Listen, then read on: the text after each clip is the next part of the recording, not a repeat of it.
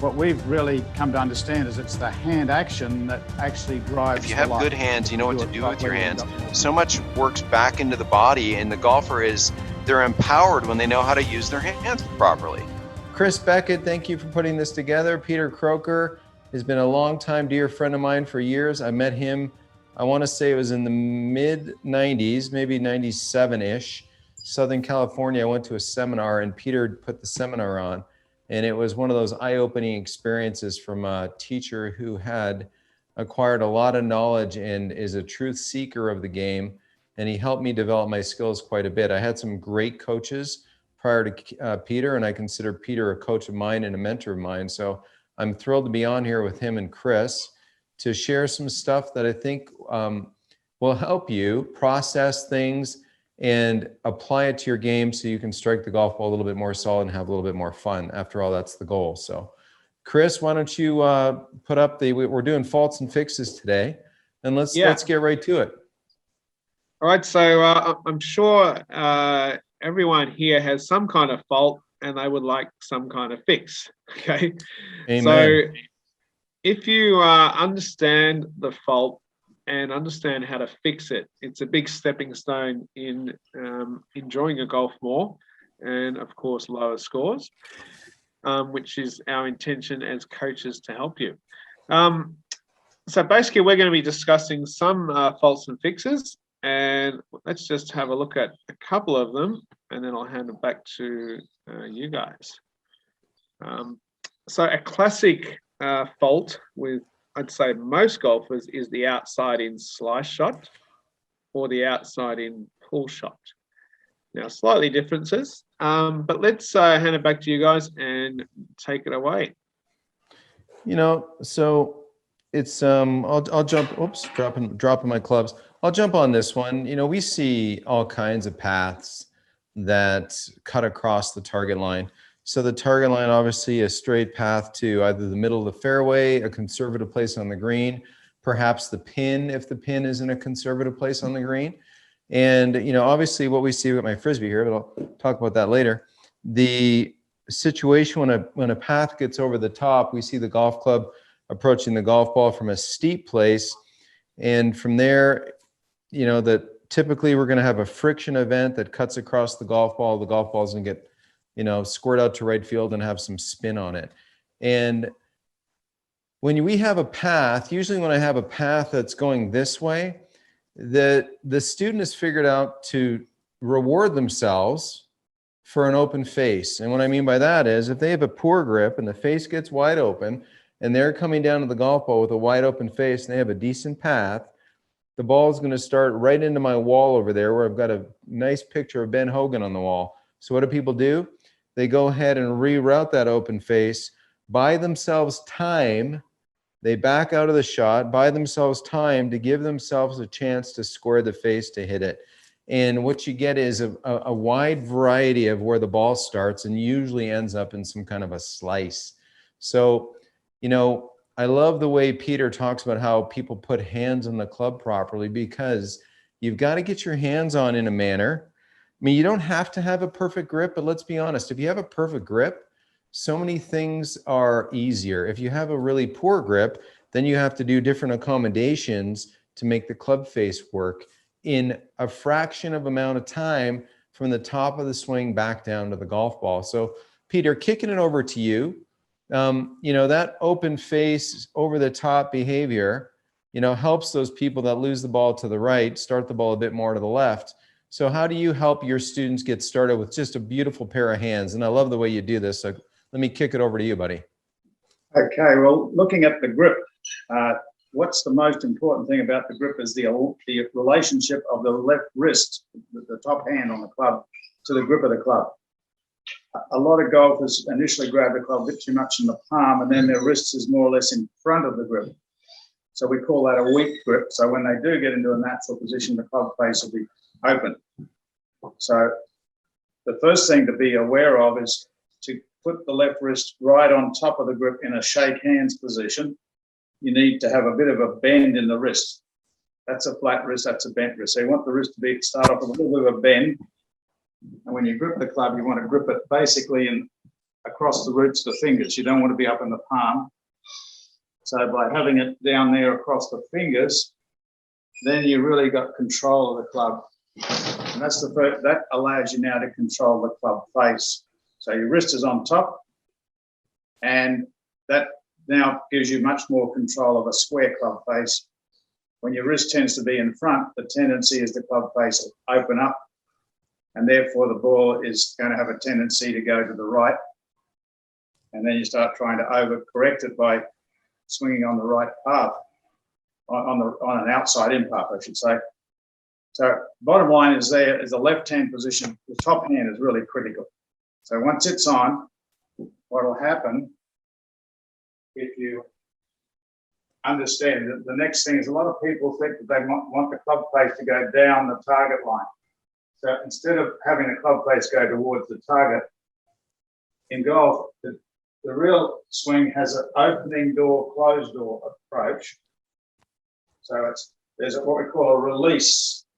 And your hand naturally wants, when your grip's good, it's a natural release. The toe of the club wants to go over. That's the way that the balance in the club, it wants to twist. It doesn't want to hold square. And your hand, if you throw it down, it naturally would go this way. It doesn't go this way. So if you just go with the natural move, once you've got the good grip, the club face wants to close. So I think for someone that's slicing the ball, definitely you have to get rid of the idea of making the club face go to the flag. You must allow the toe to go. So we say the toe of the club, which is here, we want the toe to go first through the ball. And so that comes up, and that then leads to the path. And I think this is where we got the cover of Golf Digest way back in '95, was giving people permission to throw the club head at the ball.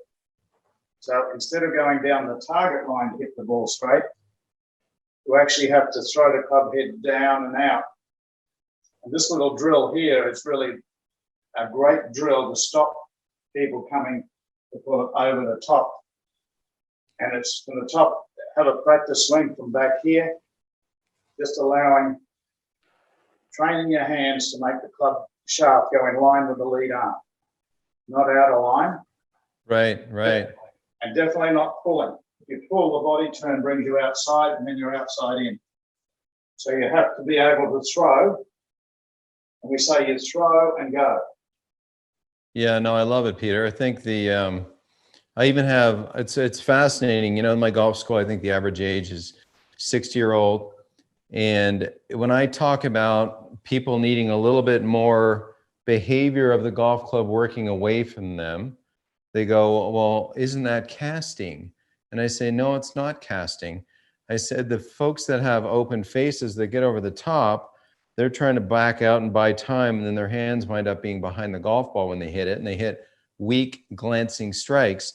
So, you know, your way of saying the wrist joint needs to be on top of the grip, I tell you what, I bet you if I had a nickel for every time that I've readjusted somebody's lead wrist to get it on top of their grip, that is so many nickels. Oh, I'd still do videos with you, but I'd be on my jet doing them, okay?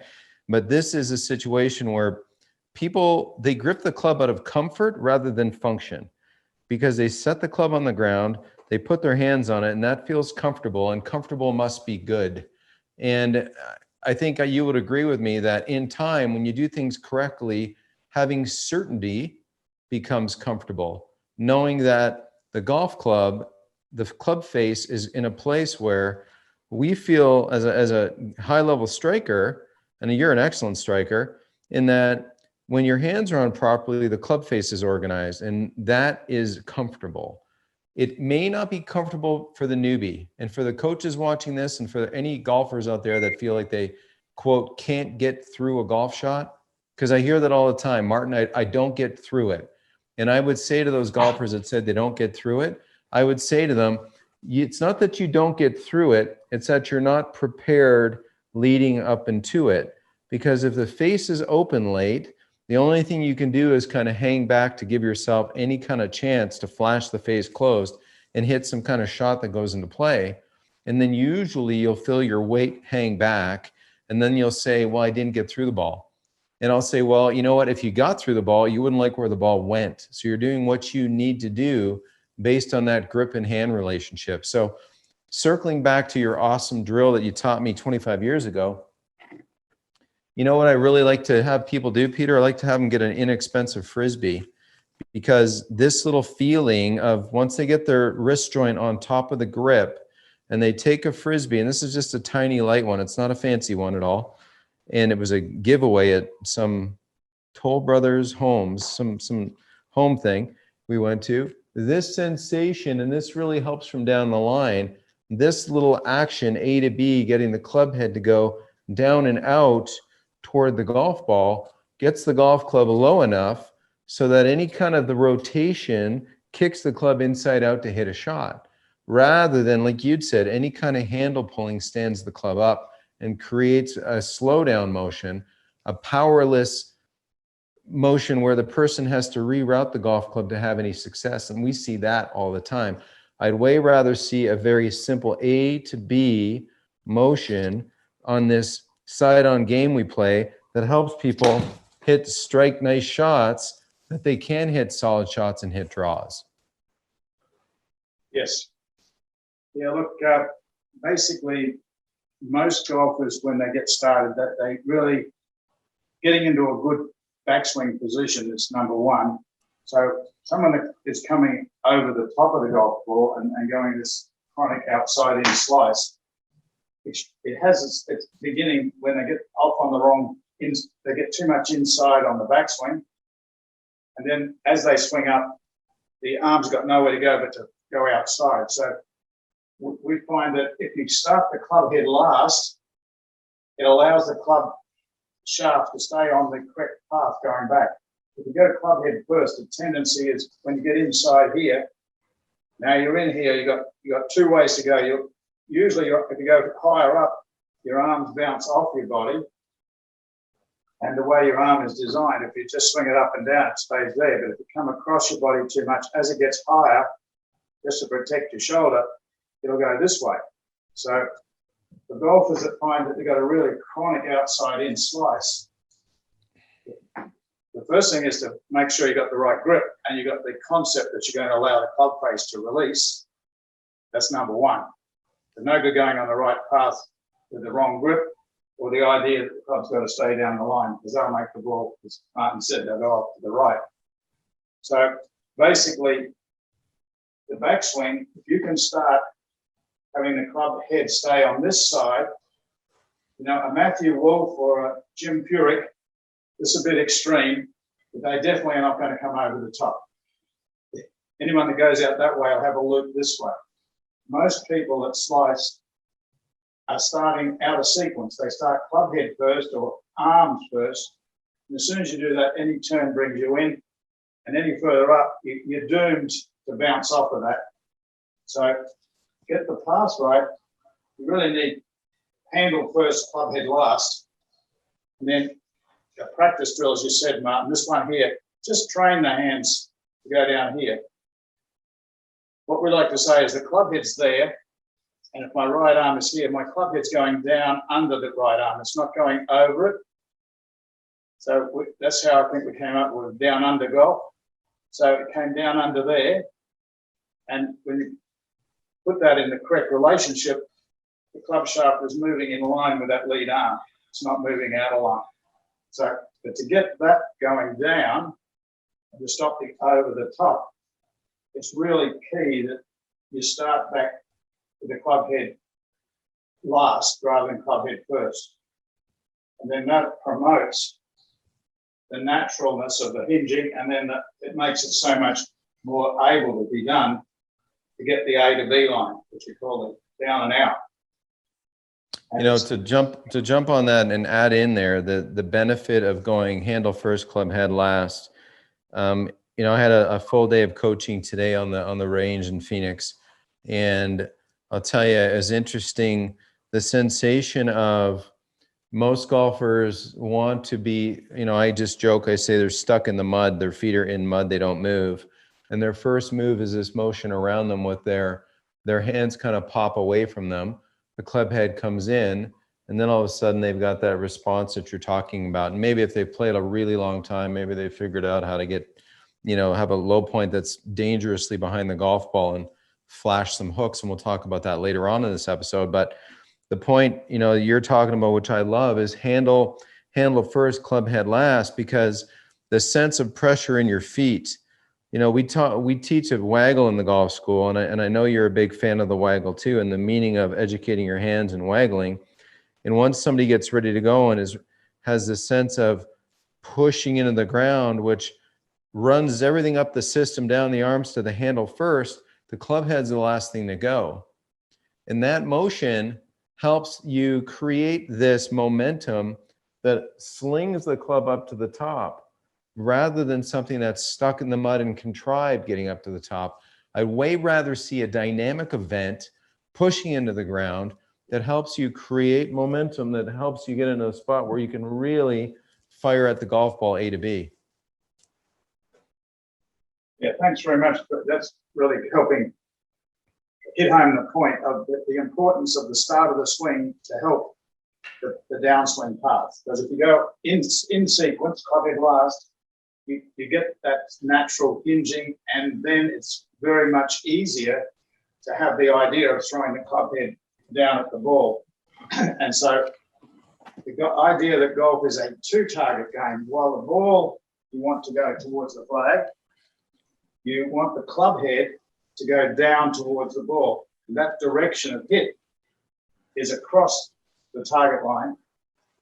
As it gets down to the bottom and you run out of right arm, the body turn will bring you up and around. So you never have to worry about not going out to the right like that, but you're going down and out into the golf ball. And that ideal of compressing or throwing the club head down and burying the golf ball through the earth. Don't try to scoop it up. Try to hit it with a descending blow, and that throw is in that direction. As soon as you throw it down the target line, you go outside in. Probably the first couple, if you have a good grip, will start going left. You'll then soon learn to leave the club face open, and that's where you get the guy that's, especially with the driver, you get the big banana ball. Starts left and curves back, finishes in the right-hand trees. So a quick little drill. When you're outside, an easy way to go A to B, an aim stick above your golf ball, stick it in the ground on about a 45-degree angle. I'm in my studio here, so I've got one of my little devices kind of holds aim sticks on mats or whatever.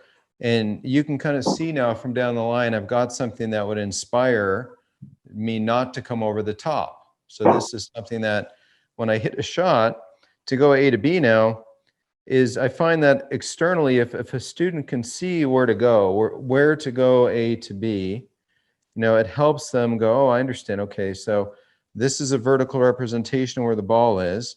This is me uncocking under A to B, allowing my body to rotate as the golf club gets into place. And if I hit one for you, so there's a club that, while that may be intimidating for some early on, it makes perfect sense when you stand and looking over this to say, oh, I see. I don't want to pull the handle and get steep. I want to feel like the club flees away from me a little bit in conjunction with my pivot, and I can hit some nice strong shots. So a simple drill for those people that are slicers. And if you hit this, it may be noisy, it might be mildly embarrassing for a second because people do, but really it's a great little exercise. So from face on, since I'm only showing you one camera angle here, we kind of look like this. The golf ball would be kind of underneath the elevated part. Now you've got this feeling of going A to B to the golf ball rather than, potentially getting the club vertical, pulled down too steep to hit a fade. I've got a very good question from Bryce. Did Ben Hogan, Mo Norman start their swings with the handle starting the takeaway? That's a good question. Well, you can answer Mo Norman. I'll answer the Ben Hogan bit, if that's okay. Yeah, please go ahead with Ben. Okay, well, at high speed, it's very hard to see. You have to slow the swing down. But basically, Ben Hogan, I've got my tennis racket out here now to highlight the club face. Ben Hogan was had a very positive waggle. He wrote a lot about the waggle in his book, The Five Fundamentals, that programs the hands and arms for the swing. See, it's not this way. It comes down under. Now, but when you saw him, he had a little forward press, and his handle went ever so slightly first, and then it hinged. So if I kind of he made a very fast start, but it was always the handle just a fraction ahead of the club head. It never went club head first with Ben Hogan. And what happens from there is the club will naturally want to hinge. So the more positive you do the handle first, the more the club will load the wrists. The swinging club head will load. And he swung it definitely a little bit of handle first. If you look at some of the stop frame pictures of him, you'll definitely see this way through the swing. It's not exaggerated. As soon as the handle moves forward, or as soon as you push forward, the hips turn, and that takes the handle a little forward. As soon as you push back with the lead hand against the trail hand, the hip turn, shoulder turn takes it away, and then the swinging club. So Ben Hogan definitely used that. I know Mo Norman had a different way, and I'd like really to get the insights from Martin on why. So growing up around Mo Norman was interesting because I first met him when I was I think I was 10. So I was 10 years old at a camp. That was pretty interesting. I saw him actually change his technique fractionally. I saw him change his grip from overlapping to 10 finger. I saw him change his club head from being a bit more behind the ball to starting off a little bit more like a foot behind the ball and inside the golf ball. And so, Mo developed his technique, and he liked to feel like his stance was a little wider, his hands were a little higher. But Mo had a pretty positive waggle, as Peter says as well. So he was the 747 of golf. He didn't waste any time.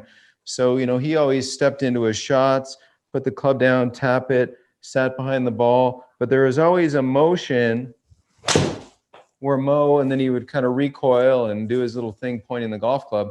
But I guess the theme of this we want you to understand is that good players don't put themselves in molasses.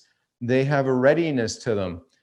I say in my golf camp 3 things. Your eye, you've got 2 targets. The ball's got a target, the club head has a target. That's a given, okay? The feet, you have to feel the ground. You have to be aware of the flag, and you have to have the weight of the club in your hands. So to do that, does it make sense to be idle, or does it make sense to have motion? I guarantee you go to a busy range on any course in the country, wherever you live, stand on the range and watch the players. The people standing there like this, they're not the high-level players. The people that have some sort of motion preceding the event of their swing, they are the better players. There's a priming event that's required to hit good shots. Mo Norman had it. Ben Hogan had it. The sense of handle first is far and away more used. Bryson DeChambeau, if you slow him down, it's really extreme, by the way. You got to slow it down to see it, but it's extreme. This event of handle first has so many more benefits of width that can develop whip. Again, width develops whip. If you're narrow and pull the club inside, all of a sudden you have the opposites, which are detractors from being a good ball striker. So, I don't profess to be a Mo Norman expert. I spent a lot of time around the guy when I was little, watching and loving the fact he hit the ball in the middle of the face where he was aiming. But do I profess to teach his way? I do not. My real mentor as a coach as a young man was George Knudson, a fantastic ball striker as well, very successful in the PGA Tour. Got another question from David Wright. Martin, does your pivot respond to the energy of your club head? In other words, do you think about your pivot? P.S. During the downswing. So David, was it David? So David, I'd say, there's a lot of athletic response. So if I took this golf ball, and I'm going to throw it into the screen, and you watch what my pivot's going to do, my hand is aware of the weight of the ball. I have my intent on where I want to throw this. If I was going to throw it down at the golf ball, if I was going to throw it down into the screen, my pivot's responding to what I have in my hands. Okay, so a lot of that response is, if I threw this ball, it would ricochet into my old tour bag over there. So watch the energy where this golf ball goes. You know, it didn't go straight down a line. It bounced and went out to the right corner of the room, because that delivery is a down and out delivery that my body's responding to the intent of delivering that golf ball there. That event is, you know, that's not something where you're hanging back. It's something where you kind of have to stay up to hit down a little bit.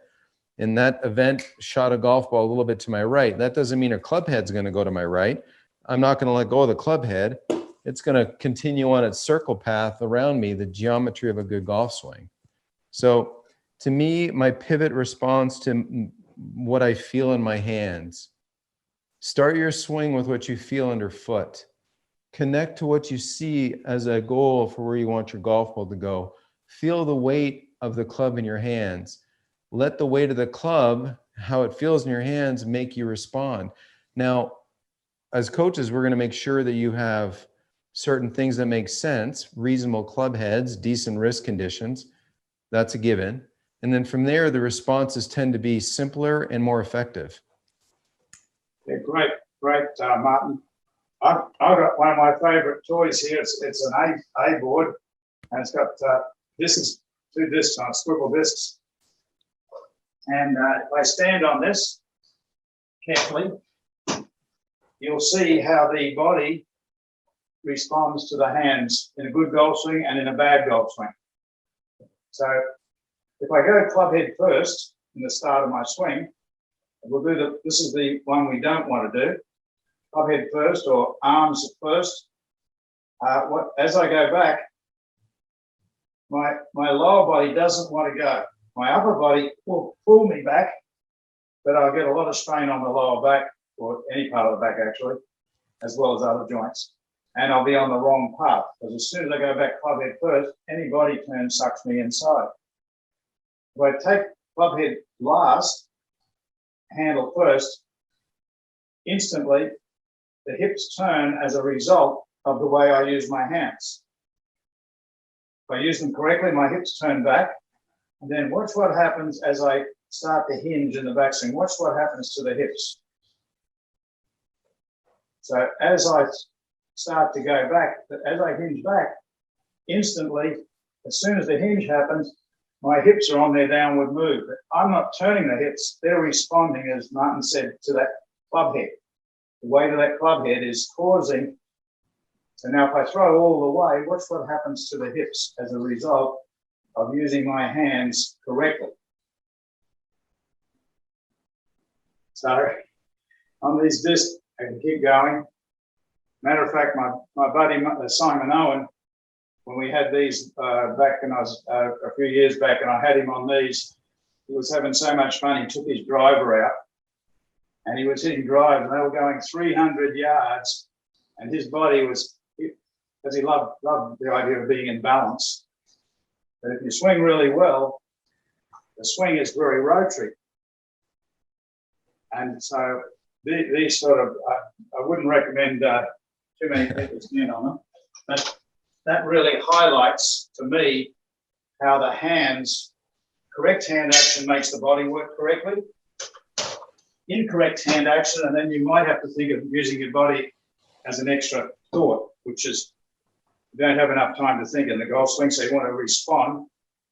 So when I do it correctly, I'm there. If I do it wrongly, as soon as I try to take that away with my hand or wrists or my arms or my shoulders, the lower body's resisting. If I push the handle, you can see the body turn, just the effortless action of the hip turn, and that takes the shoulders. And then the centrifugal force, the swinging club head, hinges the wrists. As soon as they want to hinge, it puts a reverse gear on your hip turn and starts the hips going forward. And so that's why you see it. The illusion is it looks like people are dragging it down, but the good players are just hitting the ball. And they can feel the hips. But the hips are the You know, effect of the correct hand. to your point of that illusion, okay, Peter. So in my studio at work, I've got a fancy 3D system, and I've probably got 60 tour players. I've captured a bunch myself, and then some were included in the system.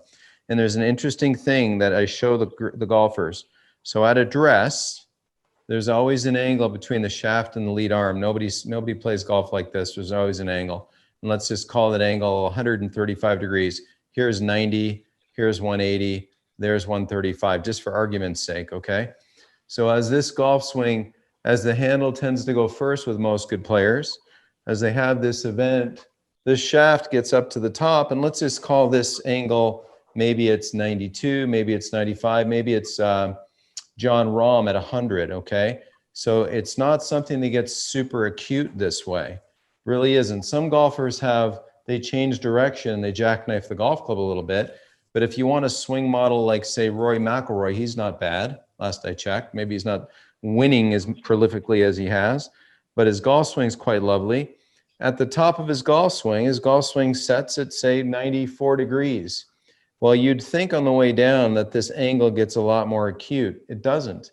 It stays quite a bit, pretty steady. It only gets fractionally, maybe a degree, like negligibly more acute, and then it starts to flee away onto the golf ball. And that is an average and that's a commonality with most tour players. So think of this to the golfers watching this. If you've got a weight where this club is not balanced in the handle, it's balanced toward the club head, and you change direction and that weight doesn't overwhelm the wrists, there is a force acting away from the golfer. For the better players, it's not something where they're letting the weight of the club jackknife toward them. So, as soon as we get a golfer, and this could be the slicer and the hooker, and I know we're going to talk about hooks in a second, but if you have some stability up here and you're not letting things get sloppy, and there's a gradual motion getting the club fleeing behind and away from you, A to B to the golf ball, you're going to collect the golf ball reliably and on a path that sort of gets it in front of you in a pleasing manner. And that's what we want. We don't want the sense of this club getting too crazy, laggy. We want to feel some control of it so we can go ahead and hit it. That's great. That's great. That's basically, so anyone that's slicing the ball because they're coming outside over the top, first thing you want to do is check out and make sure your grip is good. Make sure your left wrist is on top of the grip. Don't let it get in front. Make sure start with probably the club in the middle of your body rather than too far forward, or definitely not up high. You'd have, as Martin was saying, the angle is there. You don't want to have it too much like this. You want to have it more neutral so your wrists will work freely. Once you've got the grip, it's important to realize that you're not trying to make the club head go down this line. You need to think of the club head going down and out towards the ball, and the action of the hands drives the shaft in line with the lead arm, not out of line. And you're not pulling it down, otherwise your body will take you outside. You're throwing it down. The harder you throw, the later this angle will release, but as long as it's on this correct line, you won't get throwaway. You only get throwaway when you throw it somewhere else other than at the golf ball. So as you throw down towards the ball, the harder you throw, the better your body responds. So you don't have to think about your body. You just have to throw the club head with your hands down and out to the ball. In the process, the club will naturally want to, it will go from open, it'll want to close. So don't impede that. Allow the toe to go.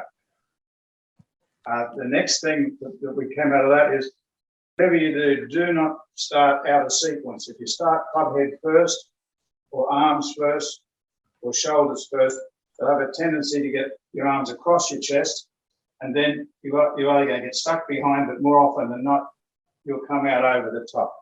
So allow the club head to stay outside your hands at the start of your swing, don't get it under, and you will have a natural tendency to want to come on that A to B line, and you won't come over the top to slice. That was a lot. I think that's pretty thorough slice fix behavior, don't you? What's the next one? Are we talking hooks now, Chris?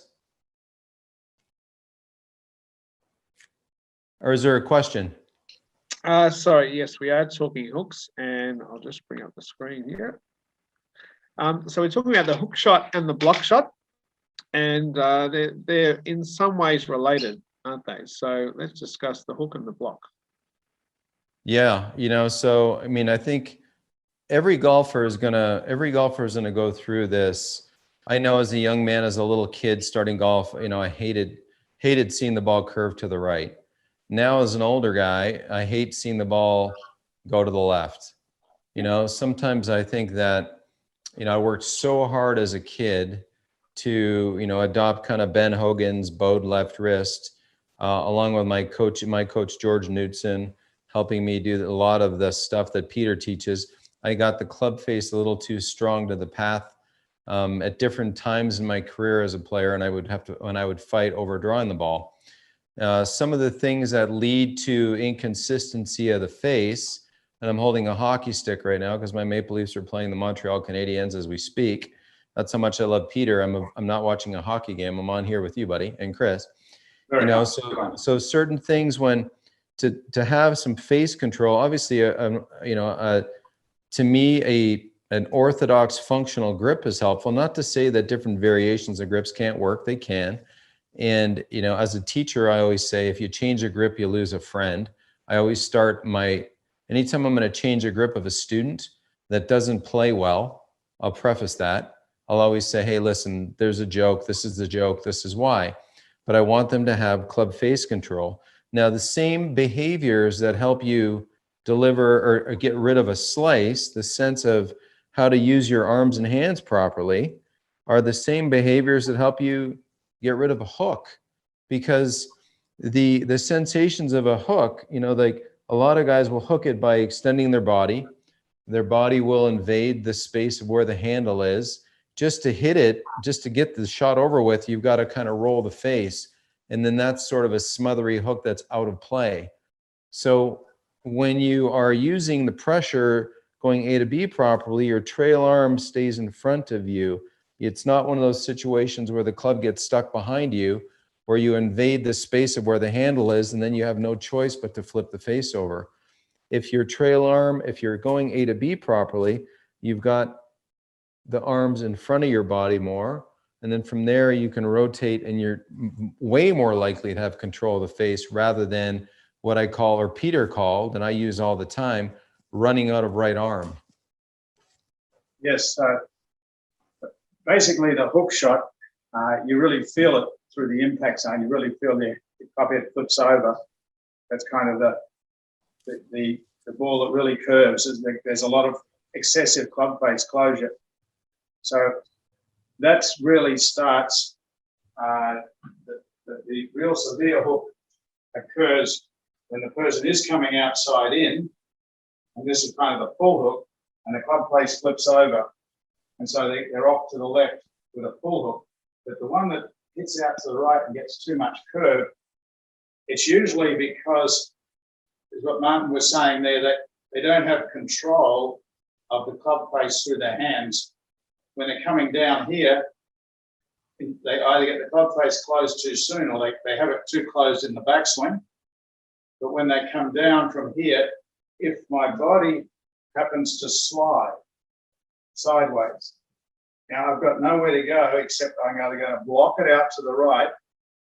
And if you're playing out in the golf course, you do one of those, and the next tee, you definitely don't want to do that. So you start to get a little bit more hand action. And so you get this breakdown through the ball, this excessive roll of the club face, usually combined with too much sideways transfer, and then you can't clear your hip. So the club flips over. So two things to stop the hook. Firstly, don't slide, because when you slide forward, the club gets in behind you too much. So you only got two ways to go now. You're either going to block it out to the right, or you're going to make a recovery move, which will be closing over. So doing that's disaster. So Don't slide with your hips. When you're back here, you'll see all the guys now, they're really, this left foot, they're not over here. Their left side, especially with the driver, you'll see them, they twist, this foot twists, and they haven't got their weight over here. They're hitting away from their back foot, and they're allowing this release to create this sort of action of the wrist through the ball. So it's not, you're not rolling the right hand over. The right hand comes down this way. You're not trying to close it. It's the left hand that'll help square the club face. But through the impact zone, I think it's so important that the hooker and the slicer, that they realize that as the club comes down, it's the shaft's uncocking in line with the lead arm. But as it does, those last three fingers of that lead hand must curl. And this gives you that kind of forward lean of Ben Hogan. And that's an anti-hook attitude through impact. This is a hook through impact. I'll hand back to Martin on that one. I see he's got his big. Yeah. So, you know, a simple, and I would agree with Peter, you see a lot of, you know, I would say that pelvis location relative to your feet play a huge role in where your club path is going to be, as will ball location. So if I have a wider stance, slightly outside of my hip joints, and I have a forward golf ball location, my club path could potentially be neutral or even fade bias. The more forward the golf ball is, the more to my left for the right-handed golfer that this path is going to be. Now, it's really easy for the stronger golfer, the stronger, more experienced golfer to get prone to hooking the golf ball, because it's easy to feel weight pressure get from the top too early onto the lead side. Now all of a sudden you're stuck. Your hips too much on top of your foot. You've got to push. And then from there, you're going to, unfortunately, probably overdo rotation. You really don't have a choice. So the sensation to help people struggling with hooks is to learn how the sense of unwinding within your feet. So when you're going A to B, unwind A to B within your feet. My pelvis is within my feet. The club overtakes. Then after that, my momentum will carry me to where I can look like Rory McIlroy on my lead side in a finish. So you have a choice as a golfer where your weight pressure wants to go. If it gets too much on top of your lead side, which a lot of people say they don't get through the golf ball, and we see them way here, then they've got to back clear out of it. It's more of a gradual sensation where you can unwind within your feet, hit a golf ball with nice impact alignments, and that momentum will carry you to a finish. Excellent. Yeah, it's definitely throw and go. The better you can throw the club head down with a non-steering idea, in other words, you want to release the club head down. The more it goes down there, the more the body responds with a turn. And all good shots come with it hips away, turned open through impact. The hook shot and a lot of bad shots come when your body stops. And then the hands either go over the top and hook it, or then you get defensive and you start holding the club face, and then the ball blocks or pushes out to the right. So right. So No, 100%. And you know, you'll see even I've seen Justin Rose do drills where the sensation is he's going A to B, but you can see my lead foot's back because now as I hit this golf ball, okay, I can go A to B just fine right here. But I can't get into a place with a lead foot back where I can get too lateral to where I have to toss the golf club. I'd say a good 20-30% of my better players, when I say better players, you know, in the range of 10 handicap to 4 handicap, that they suffer from too lateral too quick. And then they have, since they're going to be too lateral too quick, they're shifting their down and out too far to the right. And so they have too much hands and they can't really start the ball as reliably as they'd like.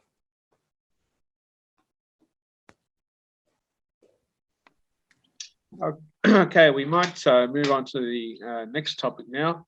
Pete, you just got to unmute yourself there. Sorry, buddy. Let's have a little look at the next topic, which is suffered by many people. Okay, the top shot, the dreaded top shot, and the dreaded fat shot. What sort of Well, things would cause those, guys? My favorite. So this is part of my acting routine when I'm giving a golf lesson, and I've got my students there, and I'll say to my students regularly, okay, I'll pick somebody in the crowd, Ben, Bob, Sally, whatever. I'll say, watch my head and tell me if my head comes up, because they all think, you know, that raising their head causes top shots.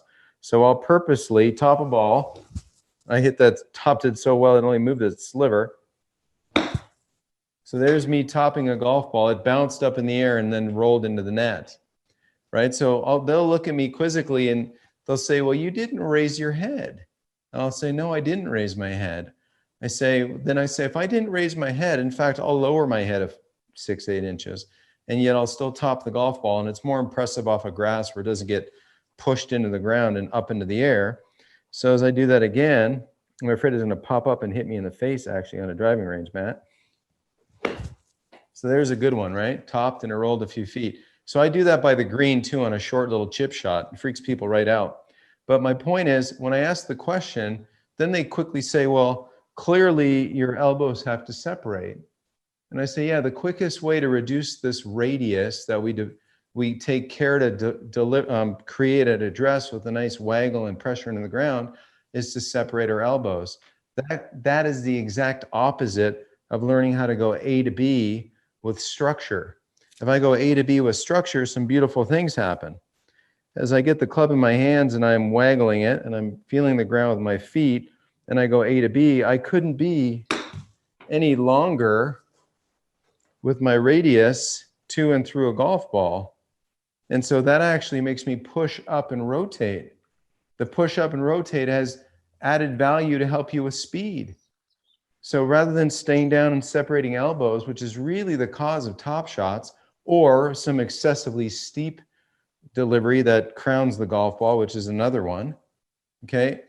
If you learn the structure of going A to B nicely and you carry that structure into what we call the cornerstone position, which we teach every golfer that comes to my school, this little stingy pitch shot,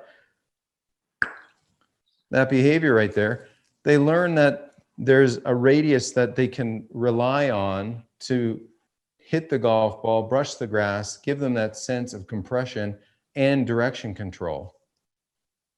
Peter.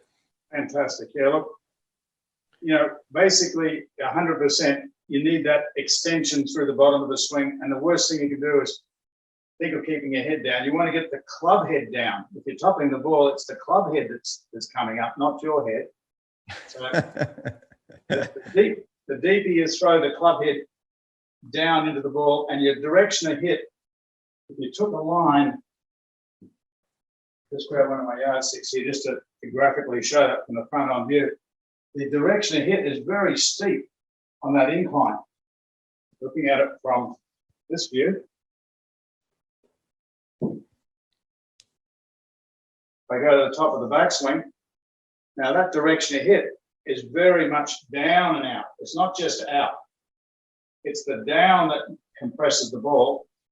Now, the idea also is that a lot of people think to get the golf ball up in the air that they've got to lift it up with the club face. So they're trying to either hit level or on the upswing to get the ball up in the air.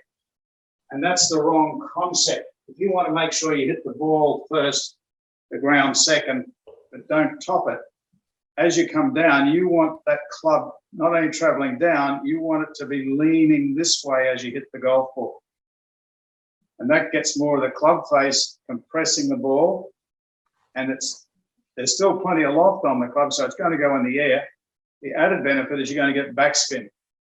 And that backspin has the dimples on the underside hitting the air and being more pressure. The upper dimples are going with the air, and that's what keeps it in the air. So the idea of hitting down to make the ball go up will certainly eliminate a lot of people that top the ball because they're trying to lift it. The second thing that I feel happens with the erratic golfer that tops one, hits another one, the next one fat. And first of all, you've got to turn in a barrel. You can't be playing golf, transferring your weight sideways. Golf is a rotational game. and the weight transfers because the club head goes there on the arms. It's not, you're not consciously doing that. You want to stay centered. As you throw away from your center. There's no attempt to transfer weight. So you can stay right in a very precise place so the bottom of the swing can be the same. Now, when you've got that bottom of the swing being the same every time, it's got you can then learn to hit the ground, find where the ground is. But as you want to throw this club head down, if you start the backswing club head first or arms first, you're going to be out of sequence, or shoulders first. You need, if you've got an out of sequence backswing, what happens is the arms get quickly, and then all of a sudden, 1 minute to get a little bit tight, you get quick, and you either hit tops or you hit it fat. To be a consistent ball striker, you really need to swing the club head back. You don't want to muscle it and pull it up. You want to push it and sling it back. That will help you stay centered. You'll be able to become more consistent with the bottom of your swing. And that idea of hitting down now, you'll hit the ball first and the ground second more consistently rather than behind it or ahead of it. I think you'll find that. The other thing is, if you've been topping the ball, don't just go to the driver or the long iron when you're doing it. Start and rebuild your better idea with your short shots.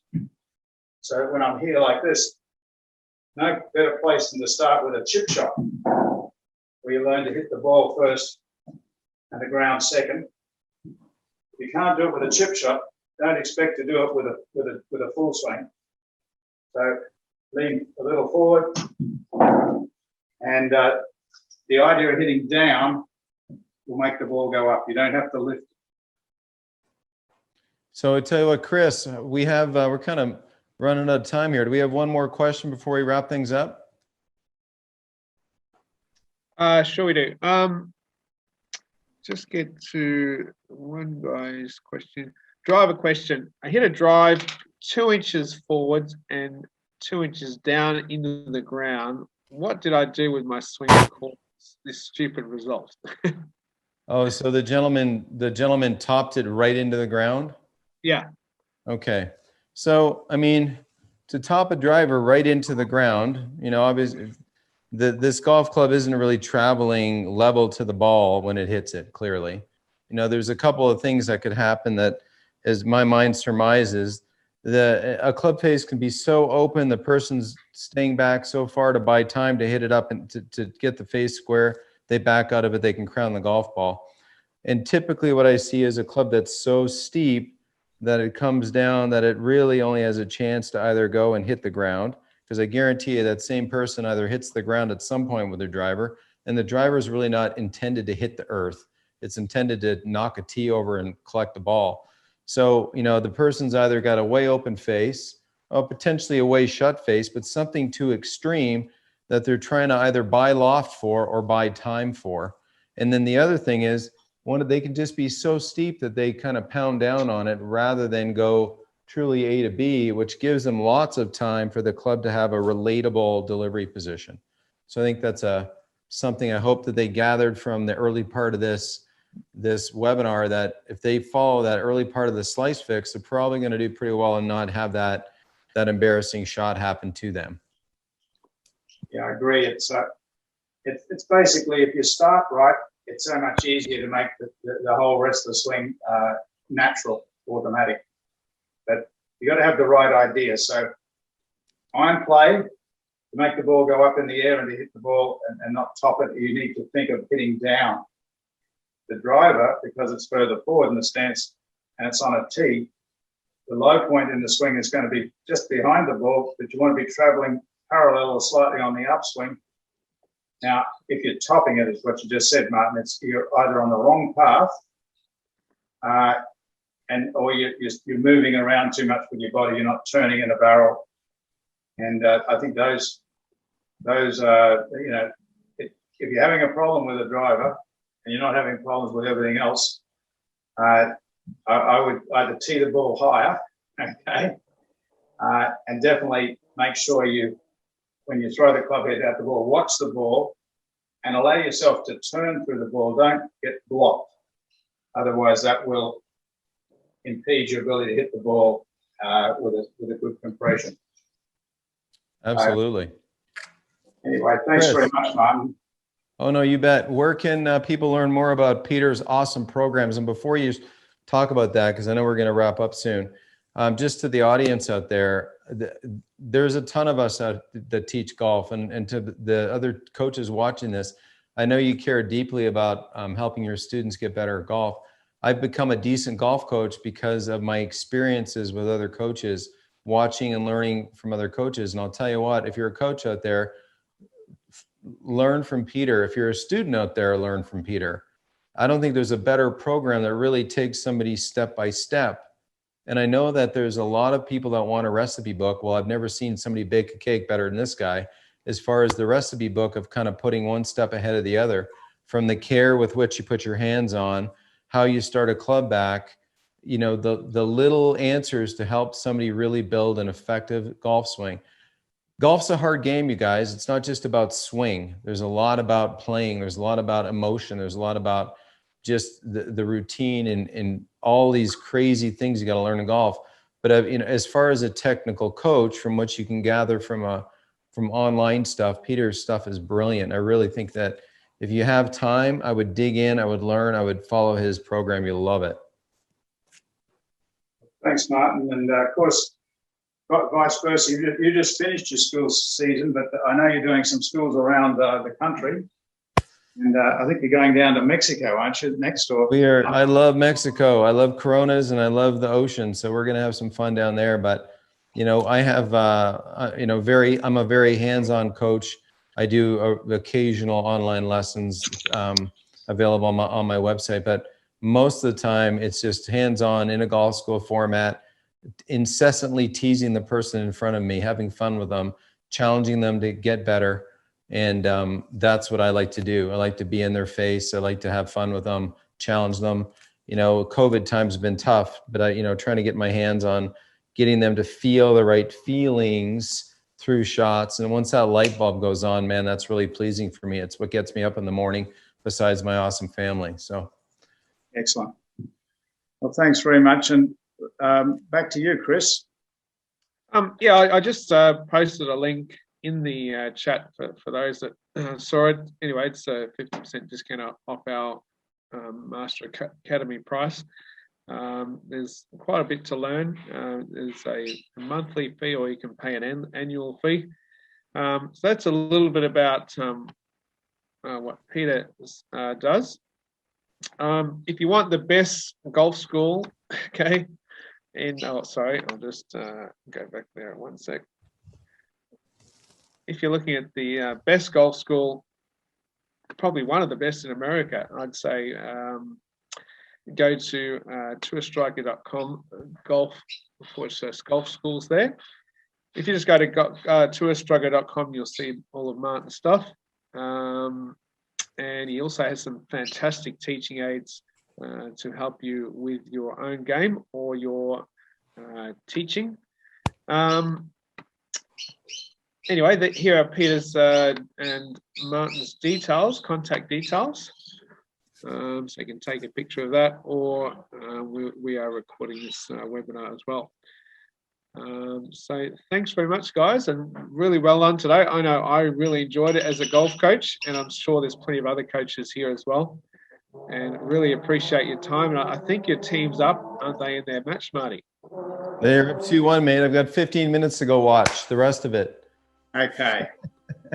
Fantastic. Thanks, Martin. Thanks, Chris. And bye, everybody. Thank you. Thanks to the audience for being here. Really appreciate the interest. All right. Thanks very much, everyone. Cheers. Bye, guys.